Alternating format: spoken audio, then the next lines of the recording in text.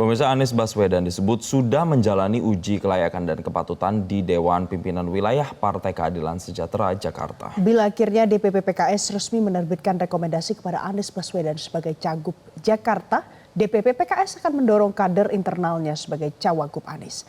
Wakil Ketua Majelis Syuro PKS Hidayat Nur Wahid mengakui bahwa di tingkat DPP belum ada keputusan resmi untuk mengusung Anies. Namun Anies masih menjadi nama yang diperhitungkan di internal PKS. Pencalonan gubernur Pak Anies, sampai hari ini PKS masih membahasnya pada tingkat calon gubernur untuk eksternalnya, dan adapun untuk calon wakil gubernur kami masih membahas di internal kader PKS untuk dicalonkan.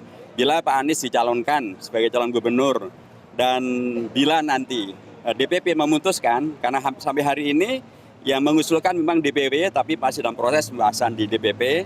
Bila nanti DPP memutuskan misalnya Pak Anies sebagai calon gubernur dari PKS dan misalnya nih beliau dicalonkan juga oleh partai-partai yang lain sehingga beliau kemudian di atas namakan lintas partai, maka tentu wajarnya PKS mengajukan calon wakil gubernur dari PKS. Karena kan PKS sebagai pemenang pemilu di Jakarta dan wajarlah, dan PKS punya kader-kader yang banyak kok untuk calon wakil gubernur. Untuk gubernur saja PKS juga punya banyak calon ya. Tetapi kalau misalnya nanti koalisi partai-partai menghendaki untuk Anies dicalonkan dan DPP menyetujui, tentu PKS akan mengusulkan calon wakil gubernurnya dari PKS.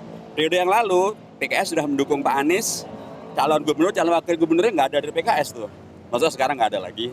Jelajahi cara baru mendapatkan informasi. Download Metro TV Extend sekarang.